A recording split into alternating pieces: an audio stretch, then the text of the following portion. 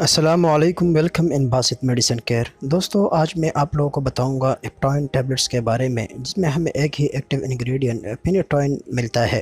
آج میں آپ کو بتاؤں گا کہ اس کا استعمال کیا جاتا ہے کن بیماریوں میں، اس کا سائیڈ ایفیکٹس کیا ہے، یعنی اس کے استعمال کرنے کے بعد ہمیں کیا مضر اثرات ہو سکتے ہیں، اور اس کا وارننگس کیا ہے، یعنی کن لوگوں کو یہ ٹیبلٹ نہیں کھانا چاہیے۔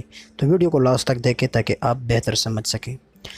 دوستو، یہ ایک نسخہ دوا ہے جو مرگی دوروں کے علاج اور روک تھام کے لیے استعمال کی جاتی ہے۔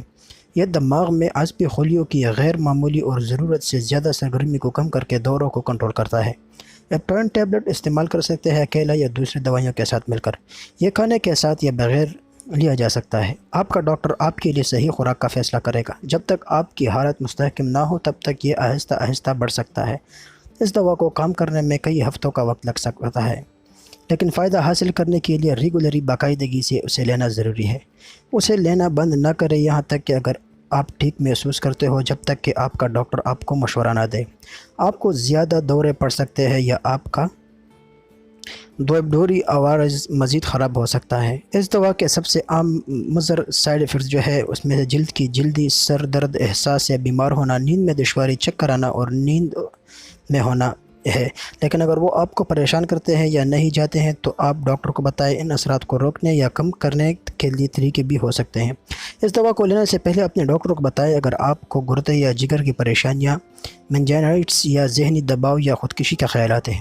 نیز آپ کی صحت کی نگہداشت ٹیم کو ان تمام ادویات کے بارے میں بتائیں جو آپ استعمال کر رہے ہیں، جیسے کہ کچھ اس دوا کو متاثر کر سکتا ہے یا اس سے متاثر ہو سکتا ہے۔ دوستو، اگر آپ کوئی خاتون حاملہ ہے یا دودھ پلا رہی ہے بچوں کو تو ایپٹوائن ٹیبلٹ لیا جا سکتا ہے اگر اسے واضح طور پر ضرورت ہو، لیکن خوراک ایڈجسٹ ہو سکتی ہے۔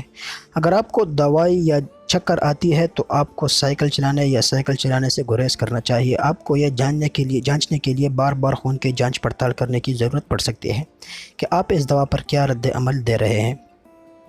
عام ضمنی سائیڈ ایفیکٹس یعنی مضر اثرات کے بارے میں اگر تو اس کے استعمال کرنے کے بعد جو کامن سائیڈ ایفیکٹس ہو سکتے ہیں اس میں خارش، سر درد، چکر آنا، الٹی اکیم محسوس کرنا، متلی، ورٹیگو، الجھن، گھبراہٹ، قبض اور کپکپانا، یہ سب اس کے سائیڈ ایفیکٹس میں شامل ہیں۔ ویڈیو پسند آنے کی صورت میں دوستو ایک لائک ضرور دیں، زیادہ سے زیادہ شیئر کریں تاکہ یہ معلومات ضرورت مند افراد تک پہنچ جائے۔ بہت شکریہ۔